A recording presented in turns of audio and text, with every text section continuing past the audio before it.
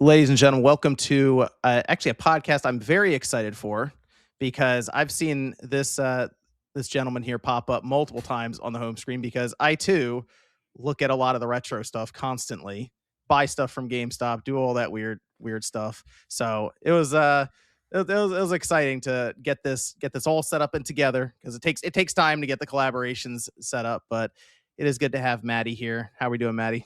I'm doing great, man. Thank you for thinking of me. We were just talking before this, but I'm really excited because when I launched Retro Rebound, you were one of the first people I thought of. In fact, like your channel and your unboxings and your teardowns and everything kind of inspired that channel in a lot of ways too. And so, the last time we collabed was I think for the N64 games on that channel. So it's cool to just be back hanging, chatting again, and I'm hyped to talk some retro stuff with you, man. Yeah, so you do Retro Rebound, you do MrMattyPlays, and you do Defining Duke. So you're like all Yes. over the place. Yes, scarily so. And we're developing a game, so it's like And developing a game. one thing or the other. It's fun though. It's fun. What's I love the doing it. have you like disclosed much about the game, or is it still just very No, keeping quiet it behind? Okay. Okay. Todd Howard route, bro. I'm just, when Hey, it's ready, it's ready. You'll see you there. are you or what do you can you say what you're developing it on? Like platform, like not like system, but PC like right now. middleware, Yeah. well, middleware platform, Unreal Engine, anything like that? Yeah, Unreal Engine. Not Oh, 5, okay. 4, Interesting. 4. We started on Interesting. 4. So before anyone goes, oh God. Don't worry. That Yeah. that seems like it'd be a fun learning experience because I always look at Unreal Engine and I go almost click download just to mess around with it. I'm like, do I have Yeah. the time for that? Yeah. No, I feel you. You can learn a lot. I think it helped me. I wanted to do it because obviously I was inspired to, but it also kind of helped me as like a reviewer because you feel like you see so many things that you understand. Then when you get inside, I mean, there's still so much I'm learning. I don't know everything, but like by any stretch of the imagination, but it gives you context to a lot that happens in our industry and just like how tough it can be. Um, Right. and those who actually understand how tough it is and those who like use it as a crutch for when like a game falls short. But yeah, it's a really fun journey. It's a lot of hard work, but it's worth it. It's a good feeling when you turn that corner and things come together.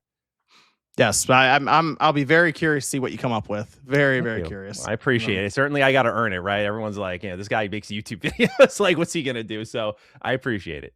Hey, you never know. Hey, I mean, honestly, the marketplace is as open as ever. That's You don't true. have to Yeah. find a publisher to put your PS2 disc on the wall or something. If you got an Yeah. idea and you can bring it all together, you can put it on Steam and see Yeah. what See happens. what happens, right? So yeah, it's exciting. Steam surprises me every day with what is at the top. So I did you never see know. PlayStation though was clearing out a lot of the shovelware lately. Like one of the main Mhm. storefronts there like got a bunch of games off there. So hopefully like the storefronts are getting cleaned up now because that was like the biggest issue I feel indie in general. I honestly even AAA was having it's just like there's just this swarm of games every day and some are great, but like you can't really tell because there's just so much crap on the stores. Some of those games though were so obvious. It's like Yeah. jumping whatever, and there's like four of them, and there's this simulator. You always put simulator in front of anything, and it Yeah. works. Every now and So then you get like a 10-cent version of a popular game. Like what was that Light of Motorum or whatever that was copying what Horizon was doing down to like its key art. That was I think they got that one shut down though, which Sony got them out of there quick. yeah, Yes, yeah, I don't the blame them. quickness, the quickness. But we did the Xbox Developer Direct happen this Yeah. week. Mhm. And there was what felt like a twinge of retro to that with the Fable reveal. Yeah. Yeah. And it was very exciting for a lot of people. How do you feel? Because you're doing the Defining Duke, right? Mhm. So you're still keeping up with Xbox and Mhm. following along. How's the general feeling with Xbox right now? I'm very curious because I gotta admit I see a lot less Xbox stuff than I feel like I have ever. Yeah. Like this is Yeah. kind of where it's just like very quiet and mellowed out for Xbox right now. I guess to put it into context to open up, the first thing I think of is that we almost changed our show's name and direction last year Oh, because of we're just like this thing's going down. Like, what do we do? And it's one of those like rock and a hard places that you'll know as a creator, right? Like people know you for mhm. a certain thing. They know Defining Duke, even if they're not into Xbox. It's like, but is it better for us to change now and sustain this future? And we're like, well, they're technically not gone yet. We don't really know exactly what they're doing. So that's a good indicator of like where we're at. I grew up with my original Xbox. That was like my first real console. Like really it was the Oh, nice. N64, That's a but good like one. That's a good one. but I love the OG Xbox. I think it's got Mhm. like the weirdest, most fun exclusives. Like it was just such a good time. It carried that spirit of the Sega Dreamcast. But like, I just say all that to say that like I grew up like a not like a fanboy like you see on social media, but like I grew up like really loving Xbox, like just Xbox 360. And I'm the weird guy who adopted the Xbox One at launch because I think the first year lineup of exclusives was really great. Like there was a lot of 7 out of 10 things like Rise, Son of Rome, but it was fun. I don't know. Mhm. I enjoyed it. So yeah, like I've always liked their games and what they've done. But this generation has been so unbelievably bad that they just totally lost me. Like I'm so disenfranchised with them, and think every decision they've made has been completely against what we know of them as a brand. And them kind of bowing out, I think, doesn't like it's not even just like the rah console war thing, but I don't think it's good for PlayStation if Xbox is less competitive. I don't think it's good for Nintendo. Like I think they can now go and retreat to their own camps and do whatever they want without much worry about like anyone contesting them right now. And I think that's a real shame. But as for the community, I mean, it's kinda like there's been a lot of "it's over," and, like, Xbox is Mm. very much alive and well. I mean, this developer direct is indicative of that. Like, there's a lot of hype around Fable right now, but it like, that day of just being like, "I'm an Xbox fan," or it just you feel like you gotta put an asterisk there and explain it, and you used to not really have to explain it. So, that's kinda the consensus with at least our community on Defining Mm. Duke, and we do have some Xbox lifers there that are still like, "I'm going down with the ship," but it is one of those really sad moments where we're slowly watching them whittle away. And, I think there's a chance for them to regain some steam this year. It's that big anniversary year. Mhm. We got a lot of major franchises coming back like Fable. I imagine because it's an anniversary year, and we've heard rumors that next year we're getting consoles, or I should say PCs from Xbox. Maybe they give us a tease of what's to come next. So I think about those sorts of announcements. I'm like, maybe they could regain their footing a little bit, but I don't think it'll ever be the same. They kind of destroyed all their goodwill in like 18 months, and it's a bummer. So yeah. Yeah, you think it's the Xbox brand itself that's, like, tainted at this point, like, just Yeah. Xbox. Yeah. Like you'll remember this. Like when we first started getting, I think I got it right here. I'm gonna pull a random game off the shelf here. Like when you first started getting Xbox games, remember how they have Microsoft Mhm. on the cover art? I think that's where we're going. Like I think eventually they're gonna Uh, rebrand and just be like Microsoft Gaming. Like yeah, but we had that at the top, the only on Xbox yellow stamp. That was I know, that was right? it. They were I proud to missed that. say it's only on Xbox. So, Yeah, only on Xbox 360. Like that was getting rid of that even. Like they've just kind of whittled down their personality completely. And obviously I didn't even talk about the fact that I think part of the issue is that there's no trust in whatever direction they're going in because they've had so many moments where you could feel whatever internal war was happening inside Microsoft because Phil would say one thing, another would happen. Like, oh, it's just these four exclusives. We have a developer direct just yesterday as we record this, and it's like day and date, PS5 for yeah. Fable. Halo is going to PS5. So it's we all at the time I remember recording that Defining Duke episode, and Cog and I were both like, it's not just four games. Like we know this by now.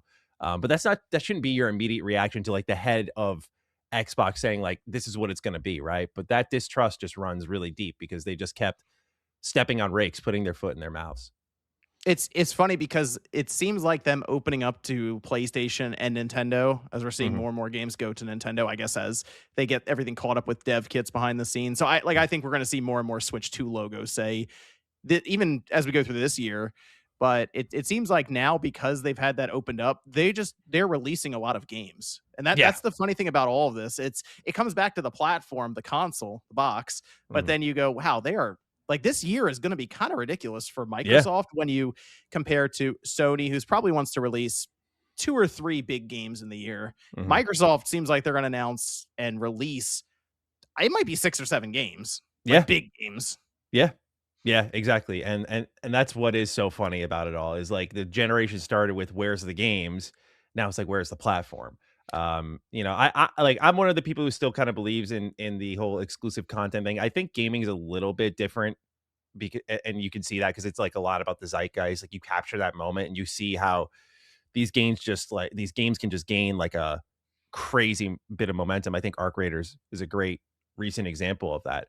But I always equate it back to like sports a bit where like I watch a lot of baseball and I'm a Mets fan.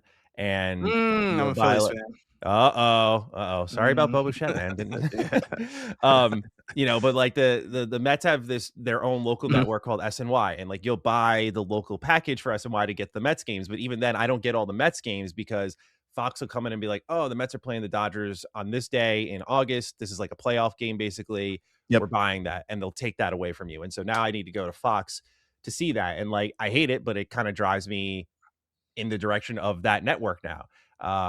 And I think sports is a very extreme example of it, but I think when you look at like movies, television, we're like gaming's the only one that's kind of rebelling against the idea that exclusive content drives a lot of interest. So it's so interesting to see Xbox try to walk away from it and redefine. I mean, I think that's what Satya Nadella said. They're like redefining what it means to be an Xbox fan, which I'm like, it's an uphill battle. But yeah, like when you got people like Sarah Bond saying exclusive games are antiquated, it's like you can just feel the corporate mandate falling down to the very bottom. And they have all these games that I'm like, you wonder in the years that they started to deliver, if they just stayed strong and hung with it and made these all exclusive, what would the feeling be? Right. Yeah, that's the question. Is like, what if they were cutthroat, like during the even the 360 days, where they were snapping up as much as they could, and they were Yeah. signing everything, and they Yeah. were getting Call of Duty as basically you looked at the Xbox and thought things like Call of Duty. Hmm. If they had stuck with that mantra throughout, now with the Hmm. Xbox Series, all the games they're able to put out, would that have been able to turn people on the Xbox brand and go, well, I guess I have to buy an Xbox, right? Like, so people who don't want to switch to, but they like FromSoft, here comes Duskblood, so they go, well, I guess I got to buy a Switch too. Yeah. It's not even Nintendo making the game; they Yeah. they are working to fund it and publish it and stuff, but they're not making it. So Yeah. it's that sense of exclusivity that is weird. It's weird Mhm. because it's kind of almost been demonized a bit right now. I've noticed this. People are like exclusives are bad and we Mhm. shouldn't have exclusives. I do wonder what a gaming world would look like if there were no exclusives and it was just games were on everything and the Yeah. platform holders had no reason then to even make a game. Yeah. Yeah, exactly. Like I think we lose a bit of the identity of what made gaming gaming. I mean, part of it is like I get it. Like social media has made it where you don't want exclusives because it leads to console warring and people are very venomous online and it gets very tiresome. And especially as someone who like ran a platform focused show, like you just get attacked by both sides. Like if you don't die hard for something, your own fan base is like screw you. And then if you love something, then the other fan base is like, well, screw you, right? But I do think there is a necessity to it because it does drive that interest. Like it drives to stand out, right? If your goal is just to stand out among a sea of games, I think exclusives that are built with like one platform in mind, where you can like hone in and extrapolate like all the power from that one unit, that one system, and kind of make it the defining quality of that piece of hardware. I think that's a big part of gaming. Maybe it's like an old head talking where we were just like, this is how we always knew it was. But I've always just wrestled with the idea of like, I've gamed my whole life and this is how it's always been. And suddenly it shouldn't be this way because Xbox failed. It doesn't add up to me. Everyone else seemed to be doing fine. The only way I can wrap my brain around it that I think of immediately is like, okay, budgets are going up, timelines are going up, you need more sales. This is the way you answer that call. But I've always just said 360 kind of was that perfect generation of games were big enough where you could Mhm. spend like 100 plus hours in it, but they were also like not too big all the time. The thing I struggle with and why I've really been tackling my backlog lately is like I feel like every game that's coming out these days, I'm like signing my life away for a month. It's like, okay, I'll sign the contract and I'll play this for 90 hours and I'll beat it in like the next month or so. And it's like a lot. Like so I do miss those days of just like tighter games, tighter experiences, more linear games. Not all of them have to be like that, but I do miss those days a lot. This brings me into what I thought would end up being like the big topic for us is Sure. retro versus modern for games. Ah, yeah. All right, because again, you do retro rebound, and the thing I like about retro rebound that you do is you'll go back and play games Mhm. from decades ago sometimes, but you'll play it for the first time. Yeah, Like it's you fun. haven't played it before, and Mhm. sometimes the games come up, and I'm like, man, I might be older than I think. When I see the game, like, oh man, I don't. How old are you? I'm 30. See, okay, yeah. So I'm 38. So Okay. it's there's that. So you mentioned the original Xbox being your first real system that Mhm. you that you got and it was yours, and maybe it was in your room and you didn't have to share it in the living room or Yeah. something, right? Yeah. So like for me, it would have been the game one that I didn't have to share. Probably would have been the N64 or the PS1 because the Super Mm, Nintendo and like that was shared between me mm. and my brothers and stuff. So it's like I'm like a generation behind you basically. So Okay. we're still Yeah, we we're in the realm. experienced the rise of the the original Xbox, PS2, all Yeah. that when we were at least aware of what was going on in the world. Yeah, like, I Um, I count the N64, it's just I was so young, and I just remember Pokemon Stadium. That was, like, the main Hey, one I that's remember. that's all you need. Yeah. That and my when I think of the N64, I actually think about we walked into Best Buy and I look up and they had back then you didn't have like a huge TV. You had a Mm. bunch of CRTs that they would hang in a grid formation to make a big screen. Mario 64 was up there before this was before the Oh, N64 came out. Mario 64 and someone was playing at the kiosk underneath of it. And so they would put it up there so everyone in the store could see it. wow. And all I can think about is how heavy, is that entire contraption That's so because true. I mean, it was probably an 8x8 for CRTs. It was crazy. Wow. So they were going all out trying to market this thing for the holidays. But man, Mario 64, seeing that up there where they're running around the castle and it Mm, looked insane. But that was like for some of my early memories of like being blown away by those retro games now. yeah.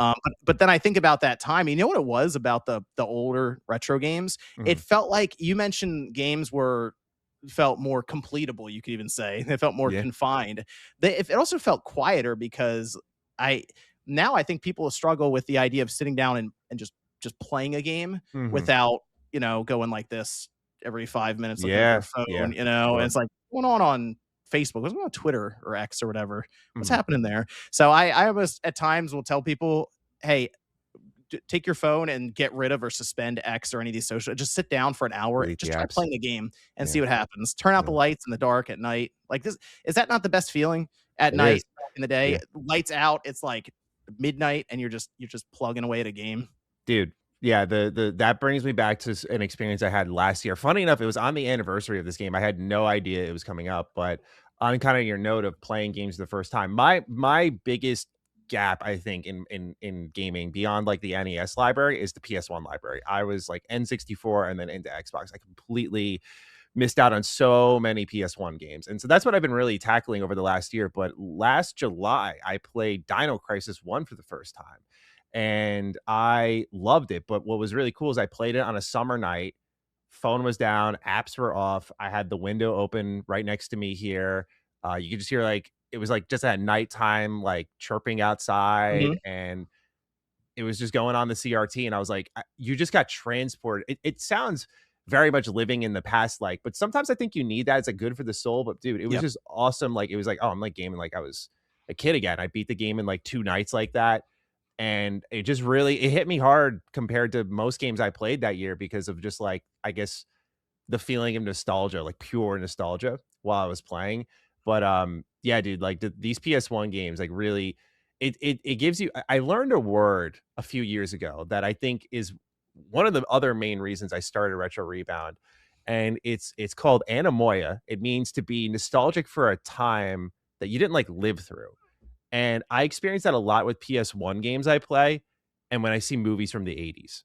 When I see movies from the '80s that I've not seen before, or like early '90s, right before my time, I always wonder about like that theater going experience and like people like walking in the theater, pouring out of it, and like what that was like. And so those games give me that kind of strong that era, that '90s era, gives me that strong feeling of like, man, some days I just want to go back to when it was simple, right? No phone, no nothing in the way here, but it just takes like almost it's almost like gaming's a discipline now. Like I have to actually be good at like do not disturb, put it over to the side, pick up the controller. I'm actually like you and I, we work a ton, right? So it's like unplugging for the day too. Like, no business messages or anything like that. Like I'm done.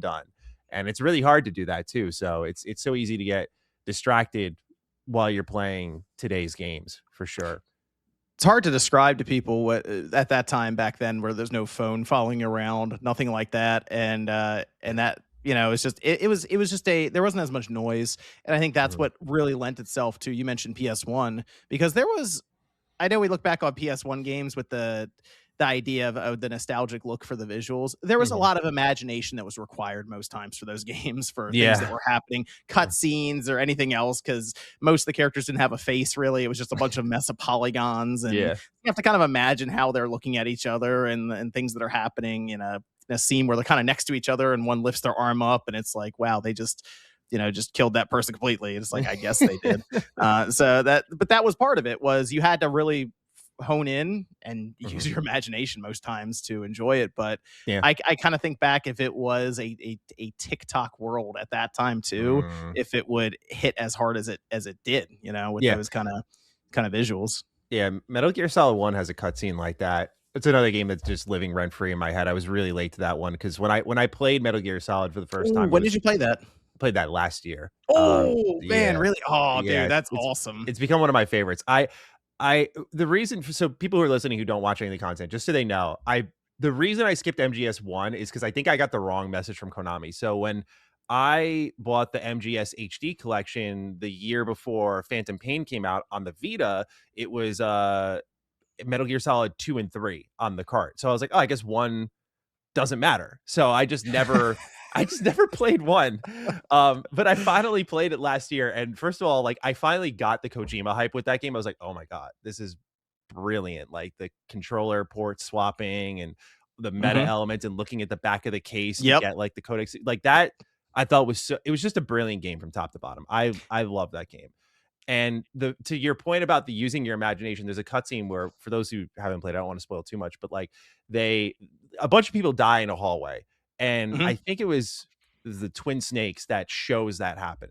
Because they had the technical capability to do that. And versus what they did in the PS1 where you just hear it and then you see the aftermath. And like that's the limitations of the old hardware led to really creative decision making where I kind of talk about game development as like, with great power comes great responsibility, because you have these like tanks of game engines and you can literally do anything you want nowadays. Like you have small teams punching up above their weight completely. And so when you have that, and then you have these big teams that are like, well, if they can do that, look what we can do. Everyone's limitless now. And I think those limits for those older games are why we had those like iconic moments, those very memorable moments that stand out in your head, because they were like, well, we can't do this. We don't have the time or the budget or the technical capability to do that, and so they had to get creative with how they showed us things. And that led to just some really special moments where I think some developers, if they're just looking to make like art, should just like take on a very tight budget, because it just makes you think like, well, we can't just spend money and fix this.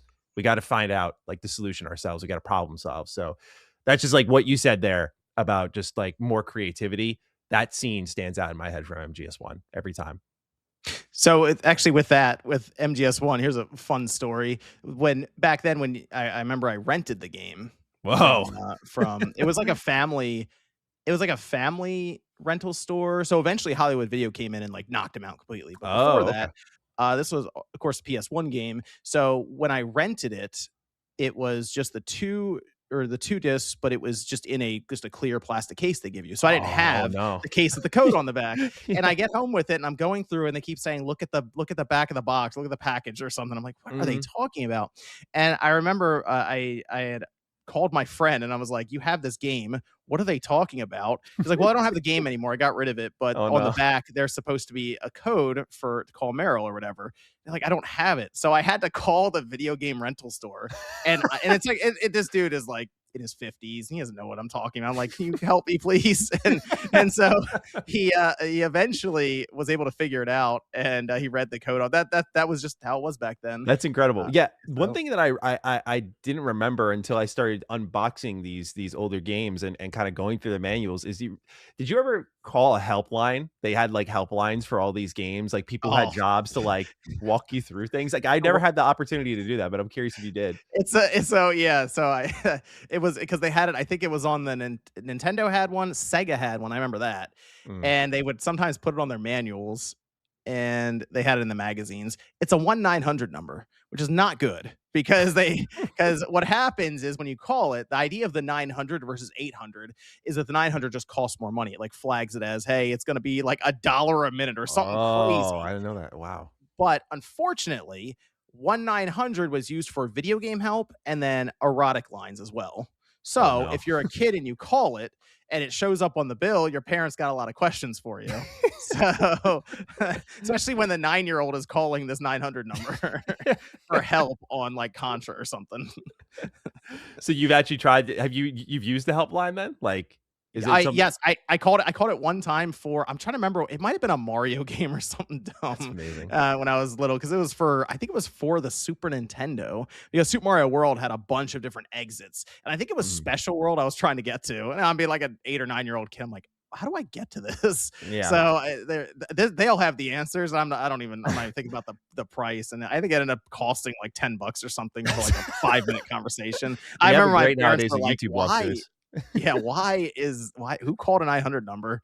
So, fortunately, my dad called it, not my mom, because I would have probably caused some serious issues in that Yeah. household, but Yeah. it was a different time, man, different time back then. Yeah. I think with that on that note, just being able to discover for yourself is something that's kind of missing that like you can't like wind back the clock on that, right? There's just too much like Yeah, yeah. walkthroughs, guides, we do content, we review games, like so there's just so much out there where you just can't put the genie back in the bottle. But there was something special about like the word of mouth rumors. Like I always remember the one that always stood out to me from like elementary school was Smash on the 64 and like, oh, if you beat the game with like one life, hardest difficulty, like you'll unlock Mewtwo or something like that. That was one that I remember That's a good one. grinding this out and nope.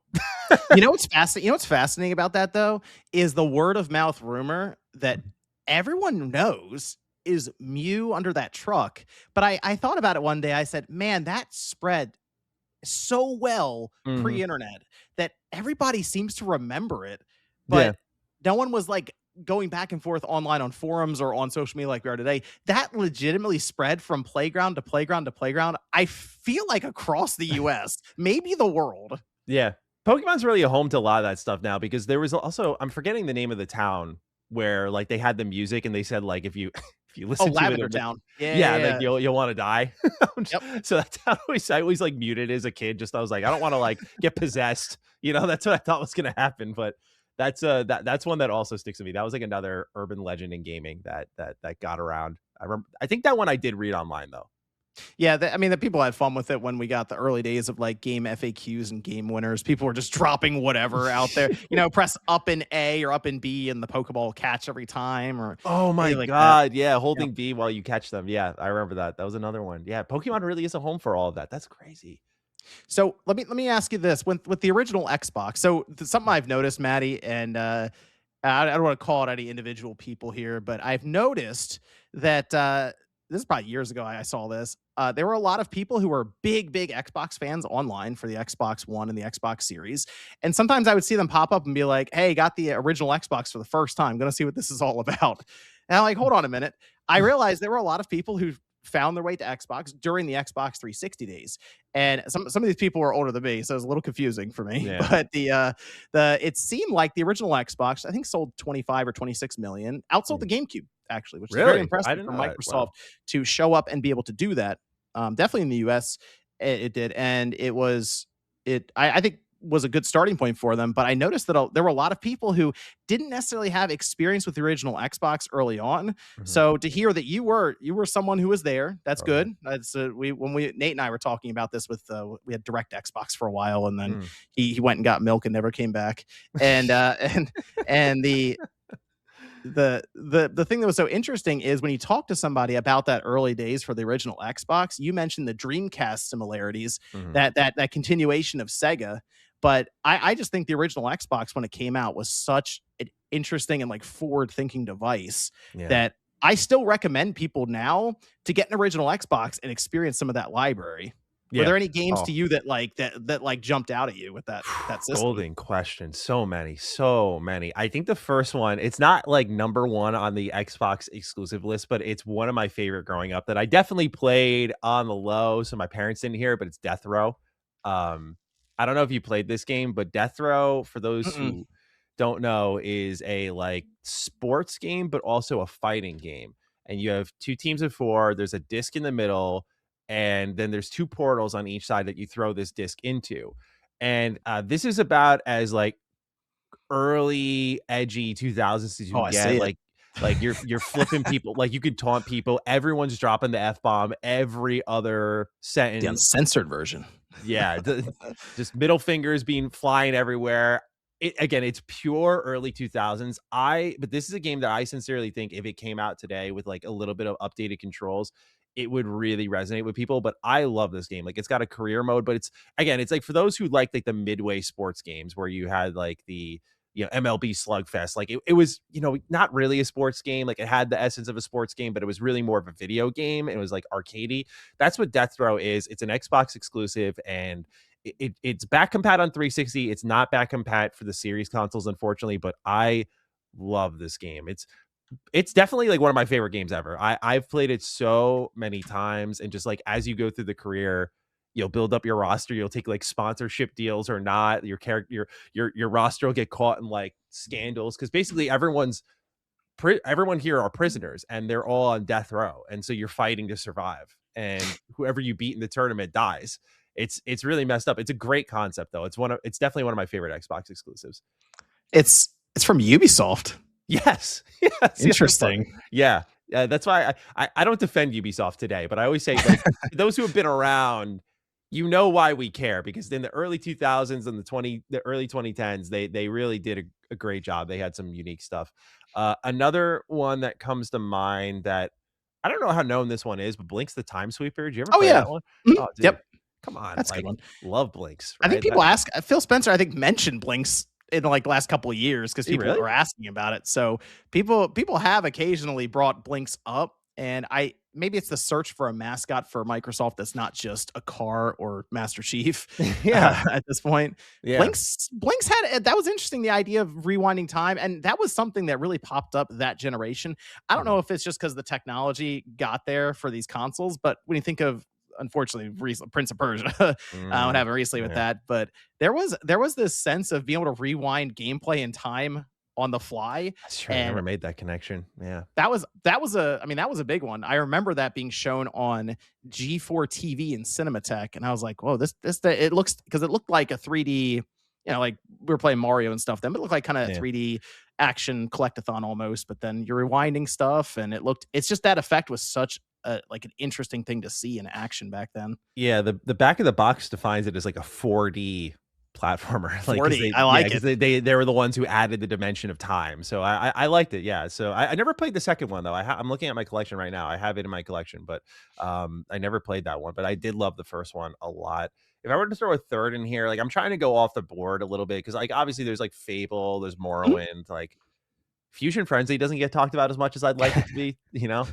I know it's like everyone's like, go play Mario Party, bro. But I grew up on Fusion Frenzy, and I really had a ton of fun with that. So that was another one that I loved. Oh, honorable mention, Oddworld Munch's Odyssey. That was an Oh, incredible launch game. that Man. game stood out to me. That was one of the so when I mentioned the kiosks and stuff, that was one of the kiosk games that I saw for the Xbox the first time in Mm. person was Munch's Odyssey. Yeah, that was one of the launch games, because like Mhm. I always forget because I got an Xbox for Christmas, and then that Xbox broke, and then we went to Best Buy, and then I got the other one that had the Star Wars Clone Wars Tetris double pack instead, which was like a way worse set of launch games in my opinion. So I think there were like two bundles that the Xbox had launched with, but the one that had Munch's Odyssey, like that game. Oh man, I love that game so much. I think the Oddworld is such an underappreciated universe nowadays. I did have it's funny. E3 2016, I had the pleasure of meeting Lauren Lanning, who's, for those who don't know, the creator of Oddworld. And I told him, I was like, I love Munch's Odyssey. Like, it's the one game that my dad and I actually played together. My dad's not like a gamer at all. So it's like the one game that we actually did play together. So I hold that memory pretty tightly, but I just thanked him for it. He's like, oh, his words were, I fucking hate that game. And I was like, what? He's like, yeah, that game almost like killed us. Like EA screwed us over. Like he does not like that game. And I thought it was so funny, like to hear it. I've never heard a developer up until that point in my life talk about a game like that. But he's like, yeah, I hate that game. Like I just don't like it. I'm like, dude, that's crazy. I'm like, this game's amazing. So yeah, it's just a funny story there. But that's the other Xbox exclusive I would shout out that comes to mind for me. I'll tell you my experience with Fusion Frenzy mostly Mhm. was Halo had demos, and Fusion Frenzy was one of them. You go in the menu at the bottom, Oh and you can go to yeah. like extras and that. So what we would do is while we were waiting for people to set up their CRTs at that time and like get the crossover cables or the router set up so we could do 4 Xboxes, Mm. some of us would just hang out while we're waiting for them setting up and play the Fusion Frenzy demo on Halo. Yeah. And that's so we actually logged a lot of time, I think, in that just waiting for The people demo to. was really I remember what demo you're talking about because it was really generous. They gave you, like, all the mini games. They let you Mhm. basically just play the game in full, so you never really needed to buy it. I wonder if that hurt the game at all, but, yeah, It might I played have. a lot of Fusion Frenzy on the demo disc before I actually got my hands on, like, the full thing. Do you remember going online with the Xbox back then for the first time? I so the first time I ever saw online gameplay, my brother was playing Call of Duty on the PS2, but I never Okay. got my hands on it truly until 360. I was really late to all of that. Like I got my 360 a year and a half after it had 2 years I think after it had come out.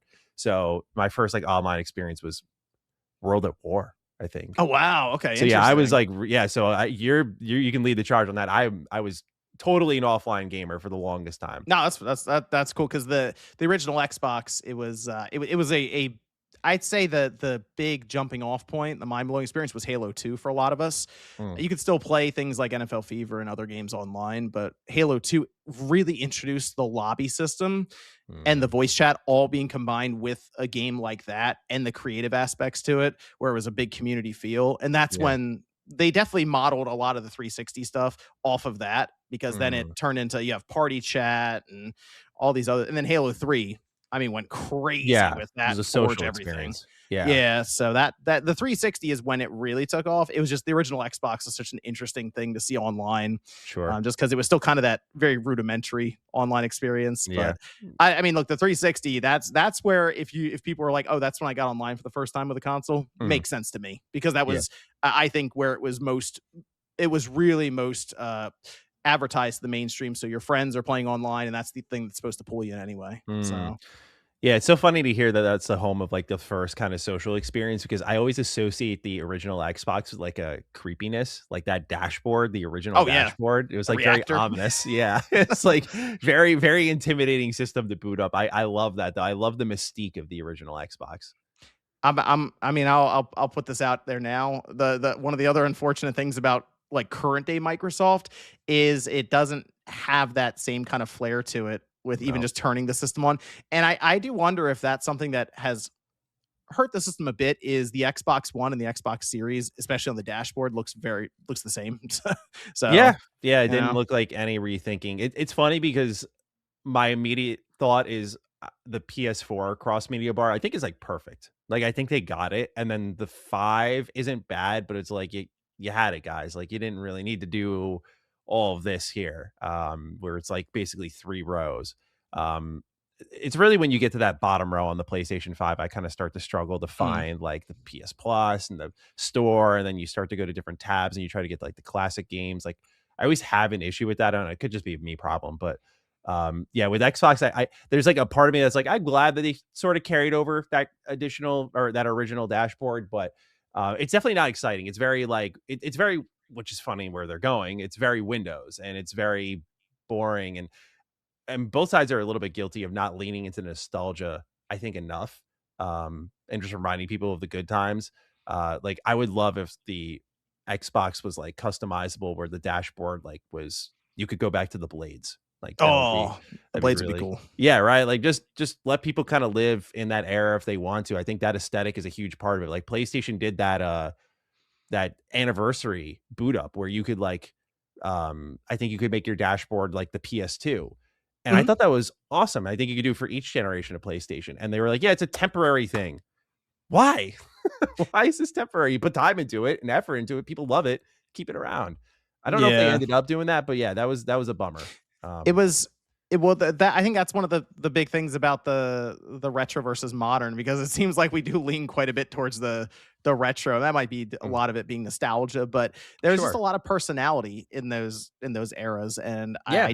I do think when you boot up a system, you're gonna have that first impression immediately. Even if you've turned the system on over and over again, it Mhm. kind of lets you know, hey, this is a video game system, so you're playing games. Whereas Yeah. it might be you might turn it on and it's like so and so posted this online, and it's like, oh, Yeah. that's right. This is there's still a lot of noise hitting. Yeah. But I mean, when you turn on that original Xbox, the reactor, that this is a video game system, the Blade system, Yeah. this is a video game system. When I look at Yeah. it, I'm like, yeah. So it's, Yeah. I think there's a lot to that with the even like the Switch right now or the Switch Mm. 2, it's very reserved.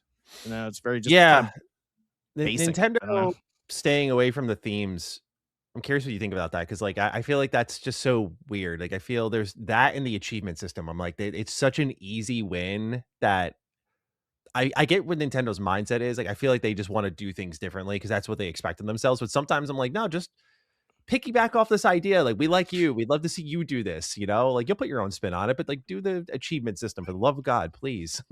The reason I'd like to see them do the achievement system, and you know, there are people who are like, I don't care about the achievement system. It's like you don't have to care about it; it's still there. But Yeah. the reason I'd like to see them get involved with that is because I think the achievement stuff between Microsoft and Sony has gotten kind of like stale. They haven't really done anything innovative with it for a while, Yeah. and for better or worse, Nintendo will do something weird like with Yeah. the achievement stuff. Yeah. You know, Yeah. that's Like, why I want them to get involved. it's funny. I talked about this in a retro rebound video because I think PS5 Platinum trophies aren't exciting anymore because of how they number one design the game. I'm not trying to be like I'm not anti accessibility by any means, but like they've made the platinum trophies just easy to get. Like, Mhm. one gold bolt in Ratchet and Clank is insane to me. Like, when they brought out Rift Apart, like you don't even have to dive deep into these games to get them. It's like all surface level content, but it's the ways they've evolved it. Like the platinum trophy is something Xbox should have absolutely just taken away from PlayStation. Xbox invented the achievement system, and then like people went over to PlayStation because they liked kind of the crown jewel at the end of it all. But now PlayStation introduces when you get the platinum trophy, I think, or something like that, you can go to like they did it with Yote. You could buy like a shirt. Like you unlock the ability to buy like a $40 shirt that only platinum trophy owners could get. And that's after they got rid of the PlayStation Stars system, which was basically what Microsoft Rewards was, where when you got trophies and played games and bought games, you'd rack up these points. So I don't know, man. Like, it's funny because when I sit here, I've never really given it a ton of thought, but I'm like, what would I do if I'm making this achievement system or this trophy system? What would I add to it? I'm like, I don't know. I don't know the answer, but that's not my job right now. Like, I would love to see Nintendo or someone tackle it and innovate upon it because Xbox, it's funny when they were kind of in the race, Mhm. people were asking and begging, particularly Jason Ronald, I think it was, who's like their head of Xbox in a lot of ways. And they were like, "Why aren't you guys tackling the achievement system?" He's like, "It's on the to-do list." And this was like 5 years ago now. I'm just like, "Well, what have you guys been doing? Like, why aren't we getting up to speed with the competition?" I feel like those aesthetic things that we're talking about, like the themes, dashboard experience, like they're not gonna be system sellers, but collectively they can push you over the edge. Like, oh, I want to go get the platinum trophy for this game. Like, that's enough to get me to buy a game on PlayStation. Xbox needs more of those sorts of things in my mind.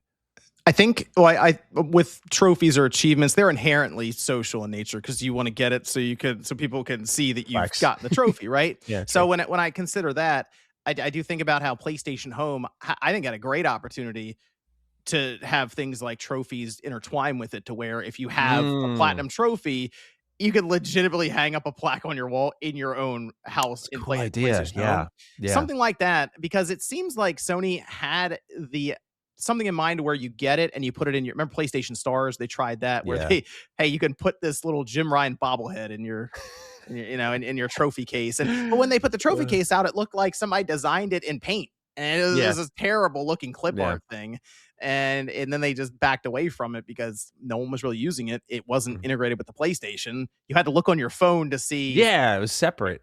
It didn't make any sense to me for Yeah. that. It seemed like they did a half step measure. So I think that's the next step for trophies, is to get to a position where they become not fully tangible to where you actually have a trophy you can put on your wall, but Mm. digitally tangible to where you can use Yeah. them on your dashboard or use them up in a PlayStation Home, but that would have to come back for it. So Yeah. it's hard to say what the real half step would be where they don't have to design PlayStation Home again, but also Yeah. make it seem like the trophies or achievements in that case just have more value.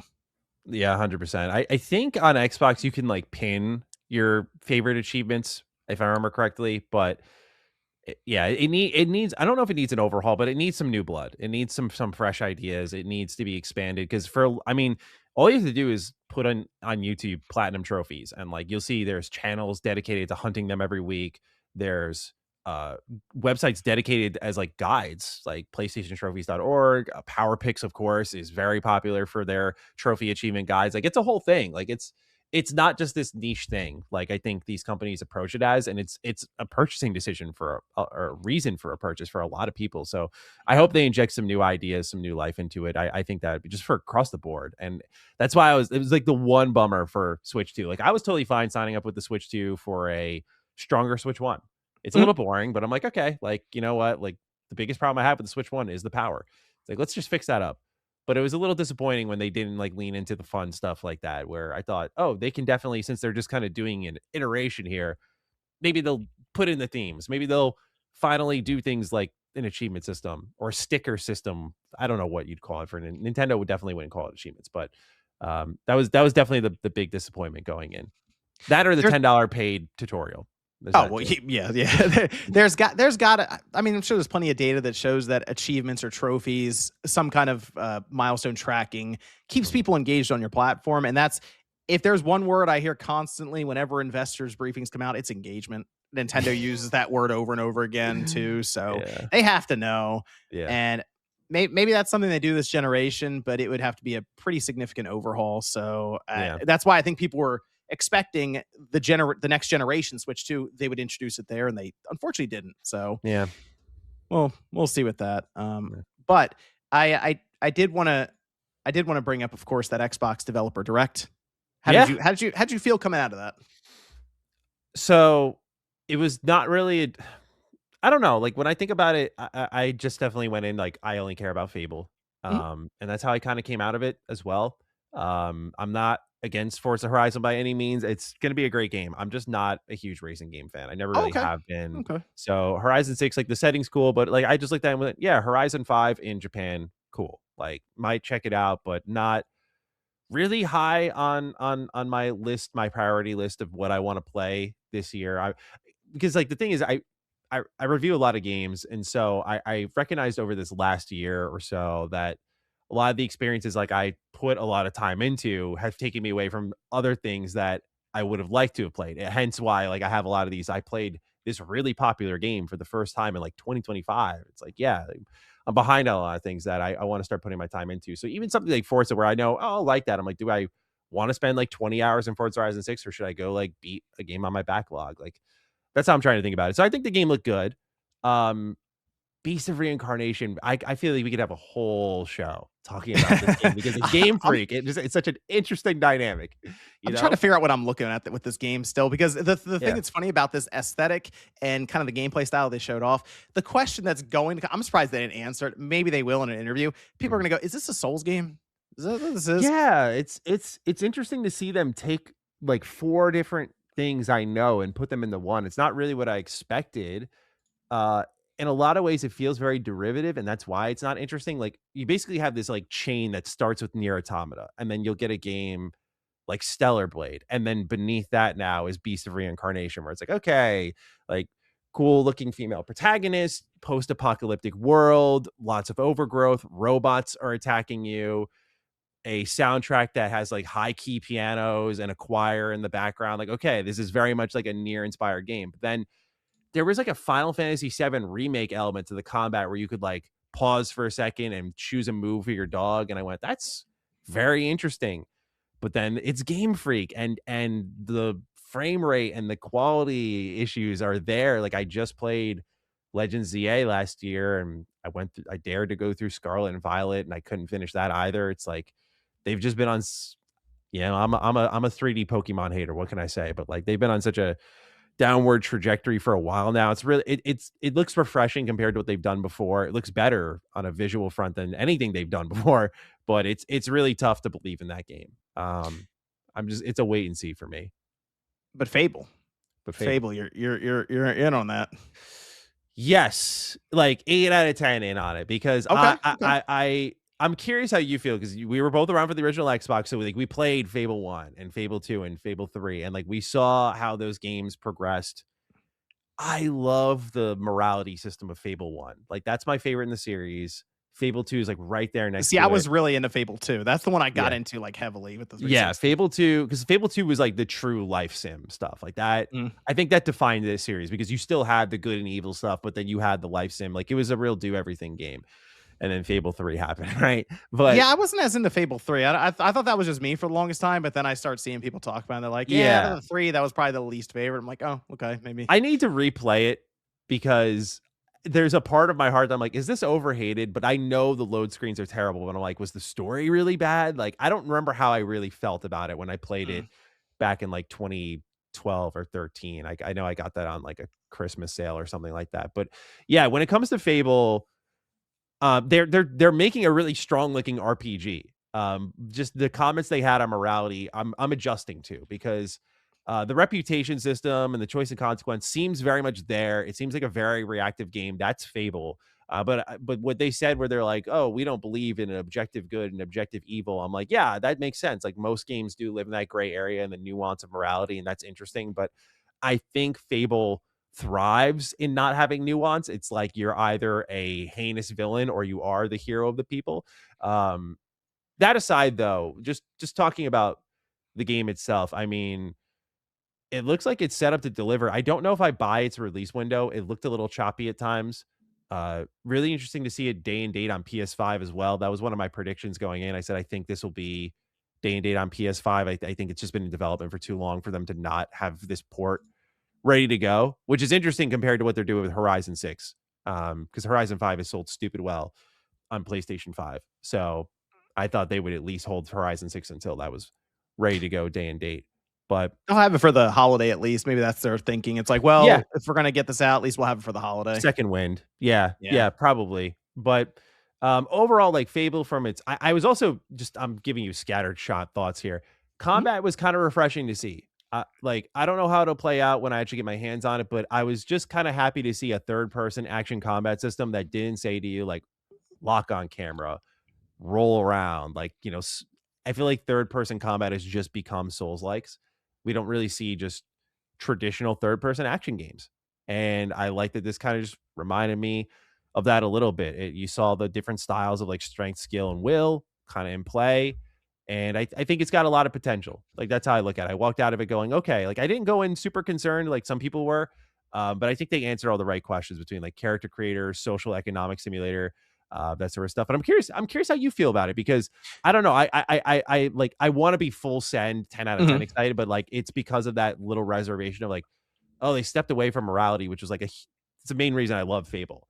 So it's like, well, what I saw wasn't bad by any stretch, but I do wrestle with that feeling. So I'm curious if you're like in that same ballpark and like how you just feel about it. So for me, with Fable, they showed a lot of what I expected for the combat, and they even did like it seemed like a more rudimentary character creation. They just kind of Yeah. jump between presets. That's fine. Yeah. The thing that I was most curious about if Playground would go all in on the idea that there's a whole other game outside of your standard action adventure RPG, and it's Mhm. almost this life sim kind of thing where it's you can be this evil landlord if you want.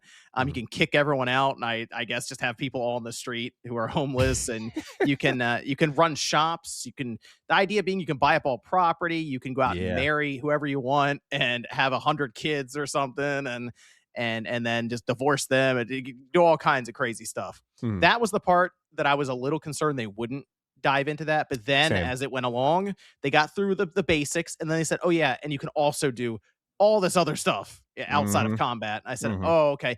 Apparently, all the NPCs, just like 1,000 of them, Yeah. that have their own daily routines and lives. And like if you Yeah. hire one for your shop, you can follow them around and they'll go hang out at your shop while it's open Yeah. for 8 hours and then go home and go to sleep. It's like, really? Yeah. That sounds, I mean, that sounds like they're really shooting for the moon there, and I have to Mhm. see how that works in practice because we've heard this a lot, right? Cyberpunk being infamous for like, oh yeah, daily routines, the whole thing, and then it comes out and Yeah. people are just wandering around in the street all day. Yeah, that's another one. Starfield came to mind. I thought 1,000 planets, and Yeah. that got me a little worried. I saw someone define it in an interesting way that kind of, I don't want to shoot down anyone's hype, but they went, oh, so basically they took 1,000 cars and turned them into people. I'm like, oh, so they maybe they did take like a Forza Horizon design philosophy and just turned it into characters. Ah. You know, it was an interesting way of thinking about it, is how I felt. I was like, okay, that could be how they approached it. It has a lot of potential though, because that's where the reputation system can be interesting. I did like the idea of sort of,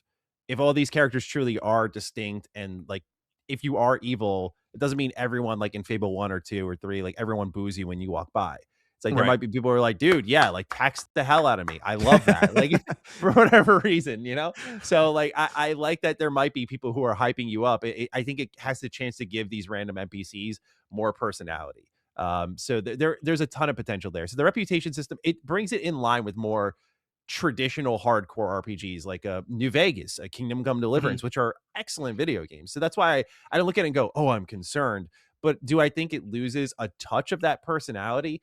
I'll have to wait and see, because like they confirmed like, oh, you don't grow devil horns, you don't get a halo on your head, because they Yeah. were like, we don't want you to walk into another settlement and have that be predetermined for you. I'm like, I get it. It's kind of it's the trade-off you make when they could commit to this whole open world Fable. That's what you get with that. But when you go back and you play a Fable, any of them, like I know Fable 3 gets really cranked on for its load screens. Fable 2, I think, has the best mix of it all, where it's seamless enough.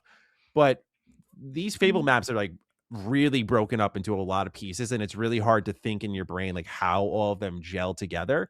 Like you just know like Bowerstone, for example, but like what surrounds it is loosely connected, but now we get to feel that. And so Mhm. that's like a huge selling point for me, is like really feeling Albion as like a true open world. I hope they have snow, just on like a separate note, because of Fable 2's opening. Like I want snow. I need snow. I'm like I'm inclined to replay some like Fable. I don't know if I'll play the first one, but maybe Fable 2 because that was my favorite one. I'm Yeah. inclined to replay it on the Xbox series just to Yeah. try it out again. It's been a bit. Yeah. I'm in the same boat. I want to replay them. It's funny because it's more just like to kind of refresh my brain on everything rather than get ready for the game, because they confirmed they're rebooting the whole timeline. So like Yeah. everything we know is just out the window. I was a little mixed about that at first when I heard it, but I think it's the right call. Like it's not like one of those incomplete series. Like it had a complete trilogy, and I wouldn't say the story was done per se. Like they clearly had more with like Teresa that they could have done. But I think overall it makes sense for the time that it's been since that last Fable game.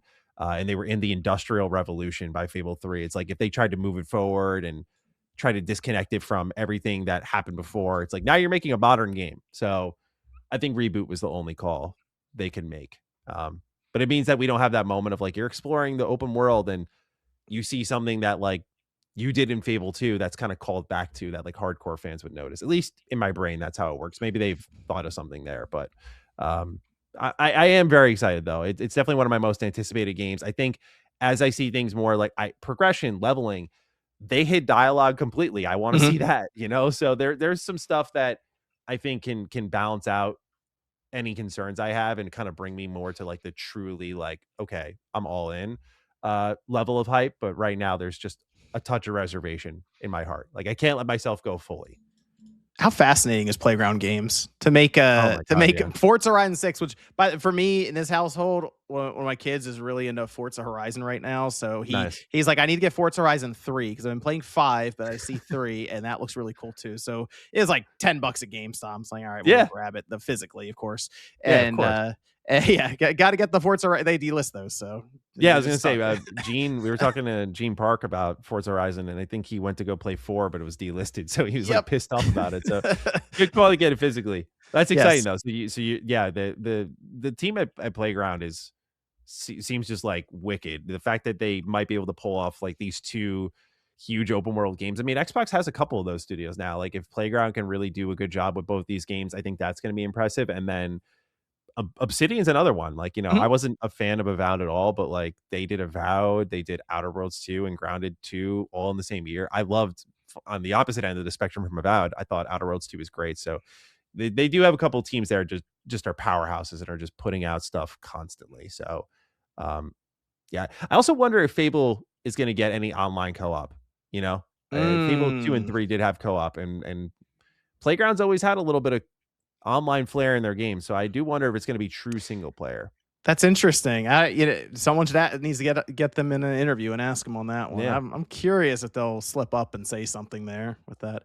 Oh, we had some breaking news though, Maddie. I want to hit you with here. Oh, sure. Okay, Okay. I feel like this makes sense to bring up for you as well as Okay. myself. All right, might date this podcast a little bit for people who are listening when it goes Sure. live, but still, new Dragon Ball game announcement. Oh, Yes, really? this has been announced. New Oh, Dragon Ball what is it? game will be unveiled on January 25th. Now, Oh. we don't Oh, know sure. what kind of game because Mm, everyone needs to remember Dragon Ball graces many platforms, including mobile devices. yeah. But there is an event happening this weekend for Dragon Ball, and it seems like Oh. everyone's starting to report on this because it could be a legitimate game, like well, it's an actual game on Mm, consoles. You know, okay. we could see that. So it's makes Mm. me wonder. You know what? A game I would love to see is a follow up to Kakarot because they need to let that thing go. Yeah. Yeah, I know. They did DLC for it just this last week. Yeah. I just played the Kakarot DLC and it's really great. But yeah, I agree. Like Dragon Ball Super Kakarot. That's what comes to my brain as well because I think Oh, for Dragon Ball Super, go through yeah. that. Oh, Yeah. that'd be Yeah. cool.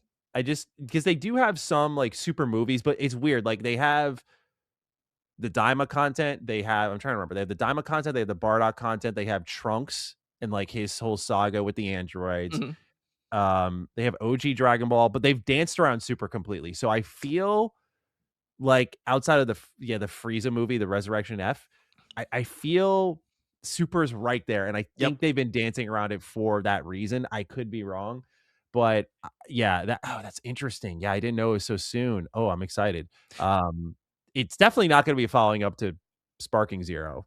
I think, No, yeah, too soon. ArcSys is they're kind of busy. So Yeah, but for I mean for this the reason I'd like to see that a breakaway from the current Kakarot game is because when they release the DLC it has to be predicated on Kakarot's gameplay and yeah, guardrails or anything.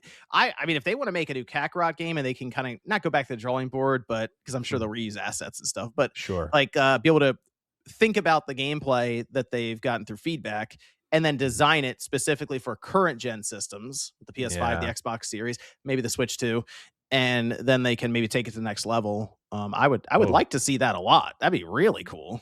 yeah. Oh, dude, 100%. Because like I like the open world in Kakarot a lot because you just get to like live in this part of Dragon Ball that we never really got before outside of like you remember the Legacy of Goku games? Oh yeah, Y- yeah. Uh, Legacy Goku one. I yeah, feel like I yeah, we liked don't it talk about because what. well, back then I think I liked it because oh wow, new Dragon Ball game on this incredible Game Boy Advance. Yeah, But yeah, then the second one came out. I was like, man, that first one was terrible. yeah, exactly. The second one and Boo's Fury are what I'm talking about here. Those are great games, but I feel like Kakarot is that spiritual sequel It to is. those games. And so I would just love for them to basically give that the treatment to Super, but also to let you like interact with the world more. Like it's cool that you can fish, like, but I'd like to do more things, talk to more NPCs. Like I don't want it to all just be like set dressing. Like I love that they had like a random card game that was in Kakarot. Like I Do you know what want to do more of that. Dragon Ball game I unironically like and have played multiple times through is the What? Legend of the Super Saiyan from the Super Famicom, the Super Oh, I've Nintendo. never played that one. Oh, so I'm not gonna sit here and tell people it's good, but it was based on the card system from back in the day on the original Famicom. They had a couple of games, and they brought it to the Super Famicom, and it's this Legend of Super Saiyan. And so every turn, you get like some random cards thrown at you that have values for attack and defense, and then some are key cards. And Oh, wait. You know what? This game did they bring this to the Game Boy Color and call it like Legendary I Super I Warriors? think they had the gameplay system that they moved over to something. This game that Okay. I think always stayed in Japan. However, people have Okay. translated it. It's fully playable through emulation. Of course, you can do all that. Mm, You can also buy like I had the cartridge and I flashed a chip to it, and then it just played English on the smart. Super Nintendo hardware. Yeah. And so the game itself gets very obscure at times. You don't know where you're going, and I just recommend people look up guides and stuff for it if you get stuck. But yeah, I think it's an interesting game to experience if you're a Dragon Ball fan and have not, Mm, because it was kind of that moment, like a really odd moment in time where they couldn't quite, I feel like, get the RPG elements down and the Mhm. combat down for, so they default to card system. And it's Yeah. actually kind of fun because you pick a card and then you watch everything unfold.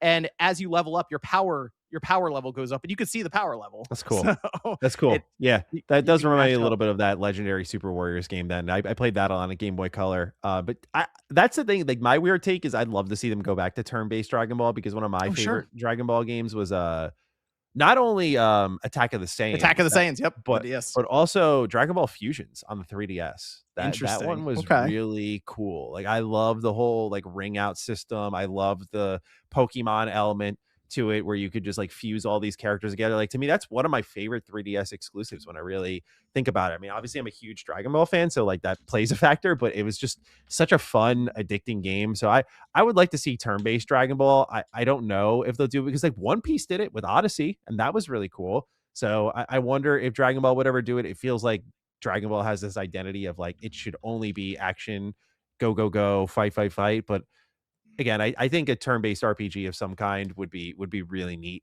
for Dragon Ball. It would be different. It definitely, it certainly would be something we haven't got before, right? We get a ton of fighting games, we get action RPGs. There's a MOBA now, Mhm. so Yeah. there's everything. But we really haven't gotten a turn-based game in a long while. I think that would be the most unique, whoa, kind of thing for me with that series.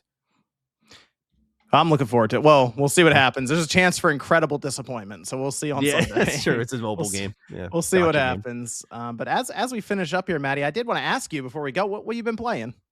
What's the move right Oh now? man, yeah. So I have been playing Resident Evil because I'm really excited for Requiem. That's the game I kind of that and Lego Batman come to my mind as like games I have like marked on the calendar. No matter what, day one, I will be there. So for Requiem, what I'm doing is I'm playing all the Leon games in advance. I'm gonna Okay. try to get to Outbreak if I can. I've heard that it's hard to play on your own, so I'm gonna see if I can round out some buds to get that taken care of. But I've been playing Resident Evil 2 Remake right now, which I was talking to my wife about it. Made me do something I have not done in a long time, and that's anxiously shut off my game. Mr. X is way more terrifying this go around. I think it's like this. I don't know how to describe it other than like okay, so I've always grown up playing survival horror games. Like I loved it since Dead Space 1 was really the one I can think of that I it's when I fell in love with the genre. But because I was not so like experienced at the time, I think when I dove in, I was less reactive to certain things. Like they didn't get to me as much. So I played RE2 Remake and I was like, whatever, it's Mr. X, I'm fine. Going back to it though, and just hearing like Leon just like jogging away slowly, and here just like boom, boom, Mm. boom, right behind you. That is terrifying. That gets my hair on end. And like I had to like pause and go. I looked at the clock, it was like 12:30, 1 a.m. And I definitely had another hour in me. I said, I think it's bedtime. I'm gonna hit the sheets. That's all took. So I'm gonna try to get through RE2 Remake. I'm thinking about doing 4 as well. 6's Leon campaign. I don't think I'm gonna do all 6, but I think that would be fun. And just kind of play all the Leon games so that I have his whole story in mind when we're playing Requiem. And then if I can do Outbreak so I know about the female protagonist a little bit more, I think that would also be interesting. But this game looks amazing. So Requiem's like top of mind for me next month, where it's like I think that's going to really deliver. And so I'm kind of committing to playing a lot of those games. I also just beat Metal Gear Solid 3 Remake, and that was pretty good. Oh, I, nice. def- I definitely liked 1 and 2 way more though in the story department. Like I don't Okay. know if that's a hot take, but I mean, I think 3 has because they all have, well, especially 2 and 3 have kind of that twist ending almost, where you think you yeah, know what's going on and then they hit you with something. I yeah, think 3 had the more emotional ending, whereas 2 had the more like mind breaking what is going on ending. yeah, yeah. um, And but I prefer that. I think oh ultimately, yeah, for that, yeah, 3 yeah, just had that moment, like, so again, we talk about the retro stuff back then when the credits hit, it was real quiet. You're just kind of sitting there looking at your TV. y- That to me, 3 hit like that, where you're like, oh. just the silence of holding the Yeah. controller and just It's like processing it all. that's what happened. Oh. Yeah, So yeah, it yeah. was It was that's a a good good game game though. though. Good game. Good game. Yeah. I'm actually playing, I'll throw one out there that I'm playing right now, and it's kind of the trophy thing in mind actually, but Mm. also there was some news for it. It's Far Cry 3. I Oh, went back to it on the PlayStation, and man, this is, talk about like eras of Ubisoft. This is when Ubisoft was like, I know their stock doesn't reflect it, but I think when they were like peaking and rolling. I think they were like they Mhm. were on the incline, obviously, for their Yeah. stock. But man, this is before they figured out the online connectivity would work great for the single player games and they could sell you stuff. Yeah. It feels like a more refined Ubisoft game of today's Mhm. game that they set up, but it doesn't have a lot of the cash shop and other things attached to it in your face. And Mhm. it just it's it's it's impressive to me that this was a 360 game now that I'm playing it again. I'm like, that's right. This was a game from 2012, Yeah. I 13 need to years ago. replay that because I was like one of the people who didn't like Far Cry 3 as Oh, much really? because I thought Voss was underwhelming. That was the main thing for Ah. me. But also as time has gone on, I look at that game as like the game that destroyed them because it's just the template.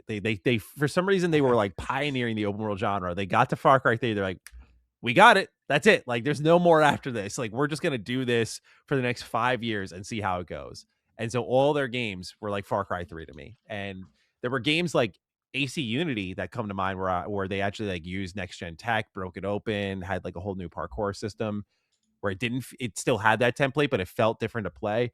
But when Far Cry 3, like I got mixed emotions on that one. I gotta replay it though, to be fair. You know what else But it might be is because as we've gone along, you mentioned Voss, the actor has just I think been more interesting to me as Better Call Saul has come out, and he is very good mm, in that. And I've just seen him more and more. I feel like so mm, it's going back to him like, oh yeah, he was Voss, and he you you know started here. that's right, Yeah, so I think his moments are a little more interesting to me now because of that. But sure. like, just even so, filling out the skill tree every time you fill out the skill tree, and you at a point, your guy looks at his arm and like more tattoos fill in, and Yeah. it's like stuff like that was just interesting to me. Yeah. But I mean I play all the Far Cry games when they come out, so going Yeah. back to this one, and it has legitimately been 10 years, more than 10 years since I played Far Cry Yeah, 3. right, yeah, I was gonna go. 2013, right? What? Yeah, it came out right at the end of 2012, I think. Oh, wow, okay. Yeah, it was like towards the end of the 360 PS3 era when Mm, I feel like they were getting the most out of these systems. yeah. But it was a different time, of course. But now it's 60 FPS on the PS5. Yeah, I did So see them announce that. Um, do you out of any of the recent Far Cry games, have you liked any of them? Because the Far Cry 6 was the one that I was, like, really I didn't like. Far Cry 5, I actually ended up liking. I liked Y 5. 6 felt so middling to me, Yeah, unfortunately, yeah. that it was kind of forgetful, to be honest. Like I mean, I played through it, but I don't look back on it and be like, man, Far Cry 6 was it. I don't know how No. you get someone like Giancarlo Esposito as your villain and, like, don't punch it home. That's what Yeah. really let me down there, and it also just felt like they were running back Far Cry 3 completely, like, just in so many of its elements, like, they had the burning the drug farm mission, I'm like, "Guys, really? Like, we just really love Far Cry 3 so much." Like 5 was just cool, I think, because of the setting, and it was kind of like the yeah. cult that you were going up against, and it had those fun moments where in the beginning you can end the entire game, of course, if you do Yeah, certain things, we'll say. and the ending Uh of that game, bro, the ending of that game is crazy. four four was good. Four was like a graphical showcase, I think, for the Yeah, PS4 at that time. yeah, yeah. So they all kind of had their standout moments or elements to it. I just don't think six really had either. No, yeah, it was very middle of the road. I'll be curious to see what they do next, but with where Ubisoft's going, they said what open world adventures and a focus on games as a service native experiences. I'm not they just canceled what since Prince of Sands of Persia. Time remake. Yeah, so They I'm they not they holding did my me like breath. that. Man, Yeah. that hurt. That Yeah, hurt. I know. I just replayed Sands of Time to get ready for the remake. I was like, okay, I Oh, want this fresh in my head. Like I yep. want to be like ready to go for this Would you and play it just on? kind of I played it on the PS3 with the trilogy remaster. Okay, okay. Yeah, How's that running anyway? I haven't played that one in good. forever because I Good. played it recently on the PS2, and Yeah. I didn't know how it No, played on the PS3. it runs good and it looks great in a lot of places. Like again, it's one of those things where you encourage people to go if they got some time and they have the interest, like play some old Ubisoft games. You kind of understand again, like why people get so frustrated with where they're at now because like this game, obviously we know is the precursor to Assassin's Creed, but Mhm. aside from all of that, it was like they had like little tech details, like when you would run along a wall, like the cloth had like real time physics that would just like drape over the prince, and Yuri Lowenthal was the prince, which was I thought awesome. It had like multi-directional combat. It had like great cinematics. It was such a definitive game for its time, and it baffles me what baffled developers, two teams from Ubisoft now, on like what this game, like what it had to be, like why they couldn't get it out. I imagine it was just because it was they turned it into a much bigger game than it needed to be. But yeah, it's a shame it never made it out because I really love that game. Like going back to it, I was like, yeah, it's not perfect, but with a remake, they could fix this, this, and that, and it'll be great. Like those, like the camera is like one of those things that was obvious to fix that I think they could have gotten nailed Mhm. down. But such a shame to see it go away. You know? I I remember I did fire this up a while ago on the PS3 for like 10 minutes because I have the 3D TV and glasses, and I just wanted to see what it looked like. Oh, okay. It's one of those 3D games that weird Yeah, I forgot slice, that. that real moment in time where people Yeah. were like, "Oh, 3D TVs are it's the next big thing," and yeah, that was fun. So it's like kind of like VR now. VR is the next big thing. Yeah. Anyway, Yeah. but that was I think that was a fun hour, Matty. Absolutely, dude. Thank Fun you hour for with having you. me. I had a total blast and happy to come back on in any way, shape, or form. So just thanks for thinking of me and yeah, I had a lot of fun doing this. You guys got to go check out Matty over on his channels, Mr. Matty Plays, Retro Rebound. Those will be linked down below. He's also on Defining Duke over on Last Thank you. Stand. We had Colin on, so they're Yeah, already, of course, know Last Stand. So go check him out there. And yeah, we'll get you back on, Matty. I kind of got to go around, get a bunch of people on. Maybe we'll do a whole group thing at some point. We'll get everyone in the sure. room and kind of chat it up for a That'd be bit. awesome. I think it'd be a lot of fun. People are getting a kick out of crossover. Who Yeah. doesn't like good crossover? Yeah, I was gonna say it's like Yeah, the Avengers and stuff. Like come on. I was thinking about it last year. I was like, I don't think I do this type of stuff enough where like it's just like crossing over people, trying to find ways to collab. Like I know like we could do something, but I'm like, why don't I put that effort in to figure that out? So I love that you're doing this. And again, I just really appreciate that you thought of me and just wanted to do this because again, it's awesome to link back up after what has been like way too long. So just again, thanks for having me, and this was a lot of fun. Hey, when Batman showed up in Scooby Doo, it was life changing back then. So it was good times. All right. Thanks. Thanks everyone for joining us. Appreciate it. And we'll see you guys next time. Peace out.